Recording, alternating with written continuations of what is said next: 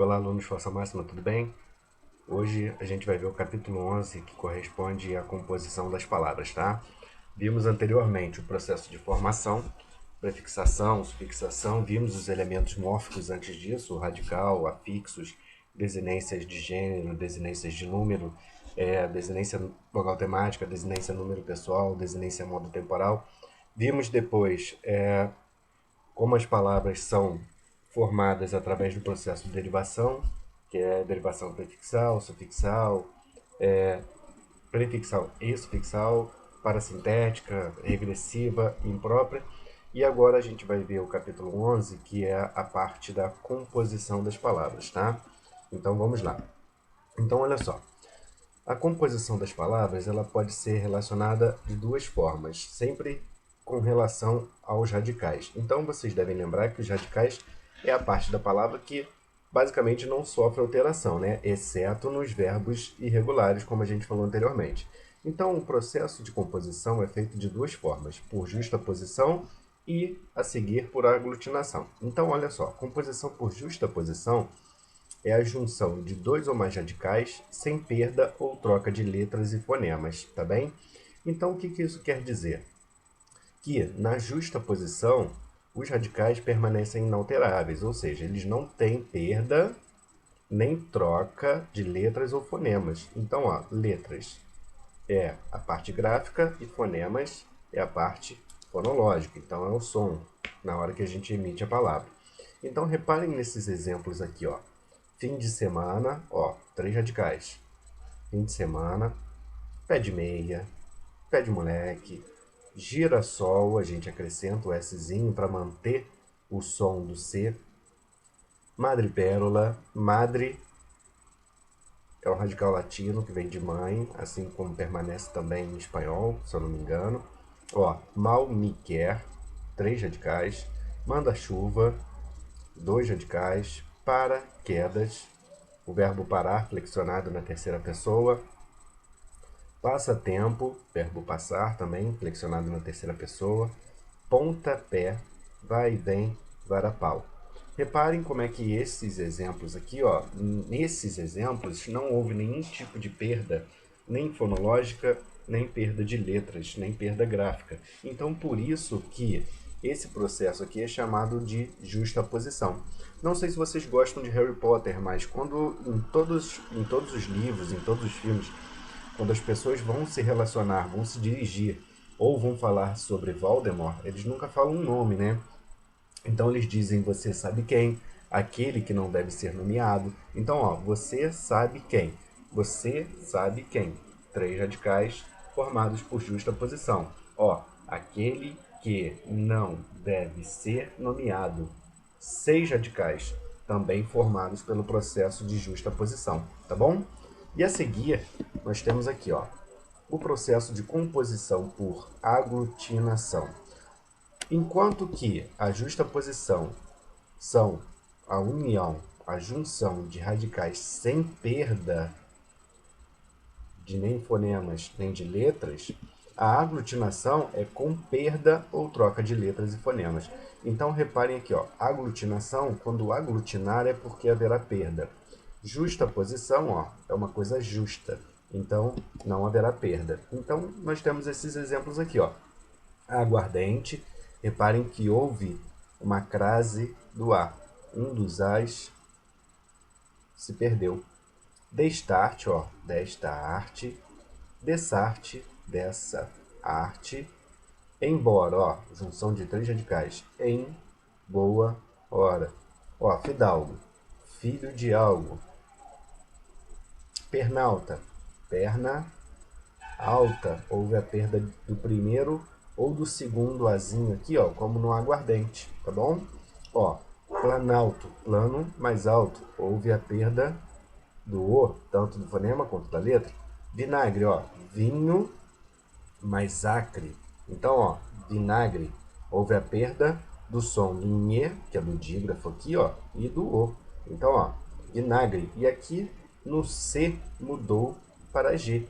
Então, houve uma modificação, ó, troca de fonemas. Além da perda houve também a troca, tá bom? Então, o processo por justaposição, só para retornar, o processo de composição por justaposição é um processo em que os radicais vão se juntar sem perda, tanto na escrita quanto na fala, tá? Como nesses exemplos que a gente tem aqui, e mais, você sabe quem, aquele que não deve ser nomeado. E o processo de composição por aglutinação, a gente tem justamente a junção de dois ou mais radicais com perda ou troca de letras, mas pode acontecer a perda e a troca de letras e a troca de fonemas, como a gente viu aqui, ó, no vinho mais acre que dá origem a vinagre, tá bom? E aqui a gente vai ver alguns radicais gregos que a gente tem aí que são muito usados, ó. Aero, que vem de aeroporto, astro, que dá origem à astronomia, ó, bíblio, biblioteca, bio, biografia, biologia também, cardio, cardíaco, problema do coração, né? Problema cardíaco. Crono, Cronos, que é o tempo, o Titã, pai de Zeus na mitologia grega, Cronos. Então, ó, cronômetro. Deca significa 10, vem de deca, dá pra também fazer o deca campeão, né? 10 vezes campeão. Derme, que é pele, ó, dermatologista. De sílabo, que é 2, assim como tri também, poli. Etno, etnia. Gastro, ó, estômago, gástrico, cirurgião gástrico. Hétero, que é diferente, heterogêneo, heterodoxo. Hidro, que é água, hidrografia, hidroelétrica. Macro, micróbio. Micro, micróbio. Mono, monólogo. Neo, neologismo, que significa novo, ó, neologismo são palavras novas. Oftalmo, que é o olho, que dá origem à oftalmologia. Poli, que a gente já falou aqui, ó, dissílabo, trissílabo, polissílabo. Ó. Poli significa muito. Então, dissílabo tem 2 sílabas, polissílabo tem muitas sílabas. São 4 ou mais sílabas, palavras polissílabas. Pseudo, falsidade, pseudônimo, tá bom? Então, esses aqui são alguns, apenas alguns dos radicais gregos e que vocês podem buscar na internet ou nos livros de gramática ou na própria apostila, que vai ter outros, tá? E no dia a dia a gente usa um monte desses radicais, tanto gregos quanto latinos, e a gente às vezes nunca sabe a sua verdadeira origem. E aqui nós temos o latino, olha aqui, ó. Agri, da origem à agricultura. Alter, alternativa. Ambi, ó, ambos, ambidestro. Ambidestro é a pessoa que tem dicção tanto com a mão direita quanto com a mão esquerda, ou com o pé direito quanto com o pé esquerdo. Então, pessoas ambidestras, elas escrevem com as duas mãos, ou no futebol elas vão chutar, bater falta apenas com os dois pés, tá? Áudio, auditório. Belli, ó, bélico, bélico é um adjetivo relativo a quê? A guerra. Ó, bisavó, bicampeão. Ciclo, suicídio, suicídio, significa matar. Ó, claridade, de claro. Cruci, crucificar, vem de cruz. Curve, vem de curvo, curvilíneo. Dueto, que é 2. Duodeno, né? Pergunta o professor de biologia o que é o duodeno. Equi, que é igual, equilátero. Escri, vem de escrita, de escrever, escrita. Lac, vem de leite, ó. Lácteo, lácteo é de leite. Então, nossa Via Láctea, né? Via Lactis, o caminho do leite. Isso é legal porque a Via Láctea tem esse nome por causa da mitologia grega. Uma das histórias é que Zeus levou Hércules para mamar, quando o bebê para mamar em Hera, e aí Hera estava dormindo e quando acordou ela o empurrou e ele levou o bebê para mamar em Hera para que ele pudesse ter a imortalidade, para que ele pudesse se tornar um deus. Uma das histórias, tá? Então, o que acontece? Quando ela acorda, ela vê que Hércules estava mamando em si, e aí ela o empurra com tanta força que ele sai rodando pelo universo, até chegar à Terra. Então, daí é que vem o nome Via Láctea, que é a nossa galáxia de forma espiral, que lembra o caminho do leite, por isso Via Láctea, tá? Ó, locus, locomover, loco, fala, ventríloco, ludo, significa jogo, lúdico, tem até um outro jogo, um jogo mais antigo chamado Ludo também, tá bom?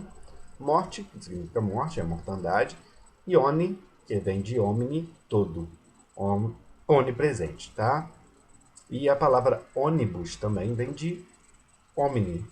A palavra ônibus, em latim, ela vem da palavra omnibus, que significa para todos. Então, ônibus também vem de todo, tá? Então, esses são os radicais, principais radicais gregos, principais radicais latinos. Então, só voltando, tem como vocês pesquisarem muito mais, tá bom? Aqui nós temos outros processos de composição das palavras. Então, olha só, o primeiro aqui é a onomatopeia. A onomatopeia consiste na reprodução aproximada de sons naturais. Então, olha só, exemplos, ó, toque-toque, miau, pou, glub, glub. Então, toque-toque, quando a gente bate a porta, o miau é o miado do gato, pou, pode ser uma pancada, como a gente vê nos quadrinhos, principalmente. Glub, glub é o beber água, né? Ou estar se afogando, como a gente vê nos quadrinhos e em alguns desenhos animados. Mas as onomatopeias, elas não precisam ser apenas reprodução de sons, não, tá? Algumas gramáticas trazem alguns verbos que expressam sons naturais também como onomatopeias. Então, quando a gente bate um ferro no outro que fica fazendo aquele barulhinho, aquilo é o verbo tilintar. Então, o ferro está tilintando. Então, isso seria também uma onomatopeia.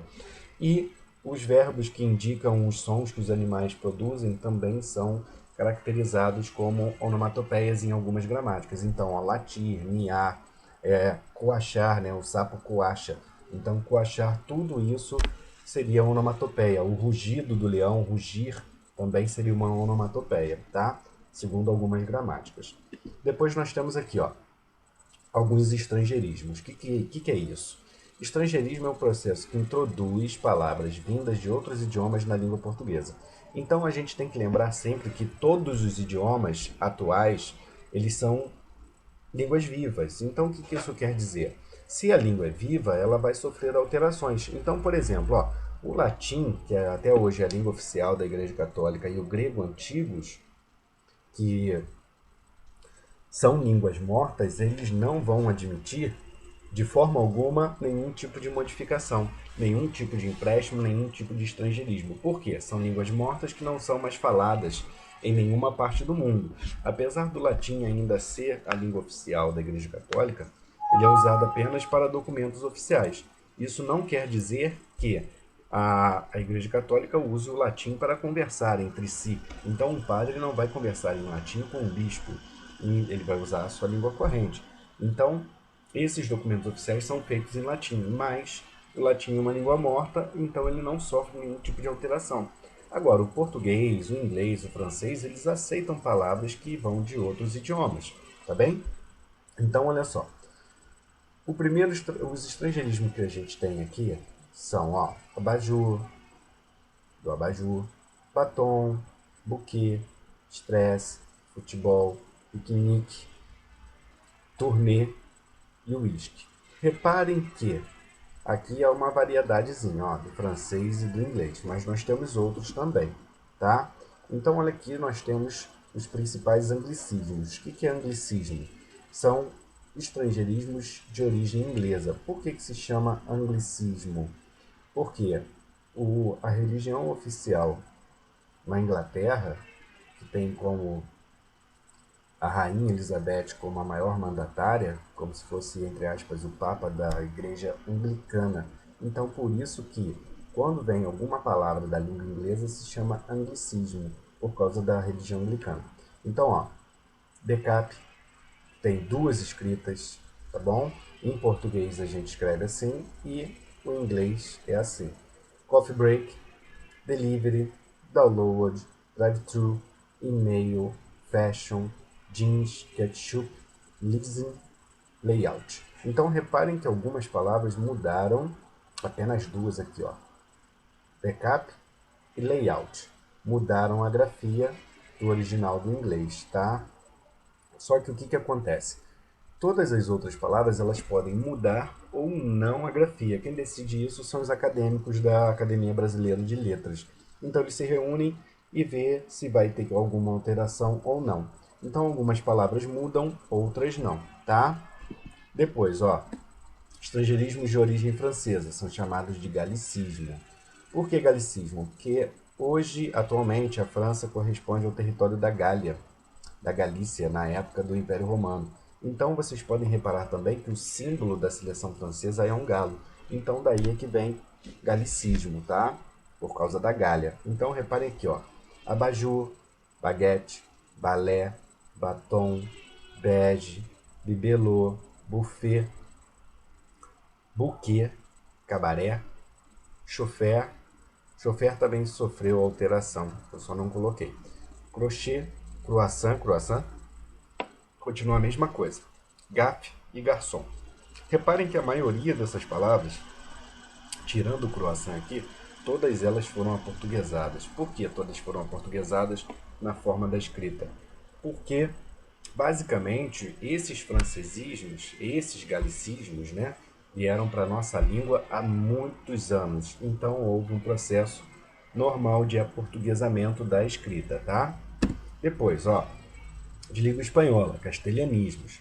Ó, aficionado, bolero, botija de gás, cabecilha, castanhola, cavalheiro, flamenco, galpão, granizo e guerrilha. Reparem como é que alguns aqui, ó, se mantiveram, tá bem? E outras foram aportuguesadas. Por quê? No espanhol, a gente tem o duplo L com o nosso lhe, nosso LH, nosso dígrafo. Ó, o Nzinho com um tio é o nosso nhe, tá bom? E aqui, ó, repete o LH, tá? Então, algumas foram aportuguesadas porque tiveram que manter uma simetria com o nosso idioma. Ó, galpão, galpão e guerrilha, o LH de novo, tá bem? Depois, ó, aqui são os italianismos, que são de origem italiana, ó, allegro, andante, canelone, que é uma delícia, a gente só tirou um Lzinho aqui e um N, mas o som é basicamente o mesmo, canelone. Cappuccino, cappuccino, o café não se alterou, então continua aqui, ó, com dois P's e o CC, tá? Uma amiga minha, que é professora de italiano, ela disse que toda vez que a gente tem esse duplo C antes do I, ele tem o som de T, tá? Carpaccio, ó, tchau, o nosso tchau, tchau, tá bom? Cicerone, confete. Confete pode ser o confete que a gente come, né? Aquele feito de chocolate coloridinho, ou o confete que a gente joga no carnaval, tá? Espaguete, ó, reparem que houve uma mudançazinha. Gueto, também houve uma mudançazinha. O macarrão, maccherone, e o maestro, tá? Então a gente viu aqui alguns. E aqui nós temos, ó, neologismos, como a gente viu lá o neo no radical grego. Então, ó, neologismos. O que são neologismos? São novas palavras criadas a partir de um determinado morfema da língua. Então, a gente pode criar palavras o tempo todo, a gente faz isso o tempo todo. E a gente teve algumas que foram oriundas, logicamente, da própria informática. Algumas gramáticas trazem também alguns como anglicismo a palavra deletar, que a gente vê o delete no teclado do computador, tá? Só que deletar vem de deletere do latim e ela já existe em língua portuguesa há mais tempo do que existia na língua inglesa. Então, quando as gramáticas trouxerem, vocês virem na apostila, nas gramáticas, que deletar, vem da informática, que é um anglicismo, não é. Ele vem da origem do latim e ele está na língua portuguesa já há muito mais tempo do que veio da Inglaterra, do inglês, tá bom? Então, ó, nós temos aí o escanear, que a gente raramente usa digitalizar, a gente fala scanner mesmo. Clicar, que é ficar clicando no botão do mouse, né? Dar um bolo. Esse dar um bolo a gente chama de neologismo semântico, tá? Não é um neologismo morfológico, é um neologismo semântico, porque dar um bolo pode ser aniversário da pessoa, a gente está dando um bolo. Só que quando a gente muda o significado de dar um bolo como não comparecer ao encontro, a gente faz um neologismo semântico, assim como esses outros dois exemplos, ó. dar a volta por cima, que é superar alguma coisa. Então eu posso dar a volta por cima, por exemplo. O nosso cachorro está deitado no meio do caminho, a gente passa por cima. Então, passar por cima do cachorro é a gente simplesmente andar, não tropeçar no bichinho, não pisar no bichinho. Mas passar por cima de alguém é a gente ser mau caráter. Então, quando a gente pode mudar o significado de determinadas expressões ou orações para determinadas coisas, a gente faz neologismos semânticos também. Assim como no esporte, o fazer cera, principalmente em esportes coletivos como o futebol, né? O futebol brasileiro e até o futebol americano também tem isso. O fazer cera é você fingir que está trabalhando ali e tentar comer o tempo da partida para que o jogo termine mais rápido, tá bom? E depois nós temos aqui, ó, hibridismos. O que são hibridismos?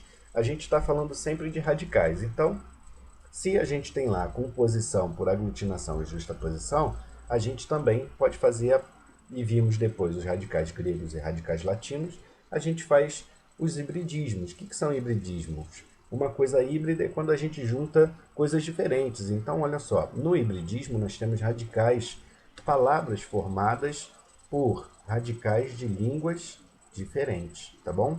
Então, esses exemplos aqui, ó, alcaloide, vem de origem árabe e grega, ó. Álcali, oide, alcaloide, árabe e grego, ó. Alcômetro, ó, álcool, vem do árabe, e metro, que vem do grego.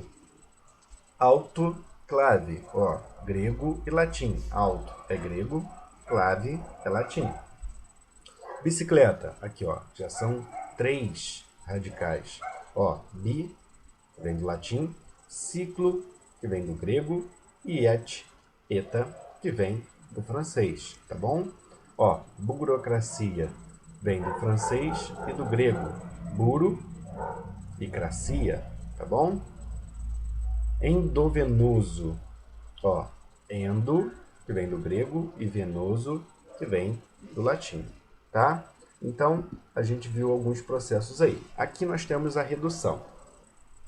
O processo de redução ele pode ser por abreviação. Ó. A abreviação do vocábulo é conhecida também como forma reduzida da palavra e compreende na redução da palavra até um limite, de modo que não haja prejuízo de entendimento. Então, esse limite para que a gente possa reduzir a palavra é até onde a gente vai. Então, vocês já devem ter ouvido falar, muita gente falar aí, ó, por exemplo, Zap Zap, se referindo ao WhatsApp. Ficou horrível, a gente sabe, mas o Zap Zap é uma forma de redução. E houve também uma duplicação, né, do Zap aí. Então, Zap Zap no Face. Então, muita gente não usa Facebook, usa Face. Então, o que acontece? Há uma redução do nome das empresas, dos aplicativos, em que há um mínimo para que haja um entendimento. Então, aqui tem outros exemplos. Ó. Moto, motocicleta. Microcomputador. Microcomputador é muito mais difícil da gente usar, porque a gente usa mais a laptop mesmo. Então, microcomputador era o nome usado do desktop, né? Hoje já até mudou para desktop. Fone, telefone. Foto, fotografia. Então, tira uma foto, tira uma fotografia. A gente ouve bastante os dois. Agora, ó, pneu é raro. Na verdade, eu nunca ouvi alguém falar pneumático se referindo a um pneu de carro, um pneu de moto, um pneu de bicicleta, tá? Então, pneu vem de pneumático. E cine vem de cinema. Agora, a gente usa mais isso aqui para marca. Você já deve ter reparado em várias marcas de cine. Agora, cinema, a gente costuma falar cinema mesmo, tá bom? E aqui nós temos a abreviatura que vocês têm no dicionário. Então, todo bom dicionário, até mesmo os dicionários escolares mais vendidos, como o Aurélio, por exemplo, eles sempre trazem logo no início um glossáriozinho com as abreviações que serão usadas. Porque algumas abreviações o dicionário vai usar logo após o léxico, né? Logo após a palavra. Então, olha só, a abreviatura é a representação de uma palavra através de suas sílabas, geralmente iniciais ou de letras. Para saber abreviar corretamente, é necessário escrever a primeira sílaba e a primeira letra, seguidas do ponto final abreviativo.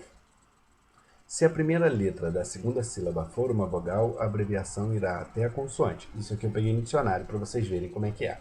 Então aqui a gente já tem algumas abreviações. Então olha só, gramática, o M de metro, o adjetivo, que é só o ADJ, o numeral, número. Reparem que a única diferença de numeral para número é o quê?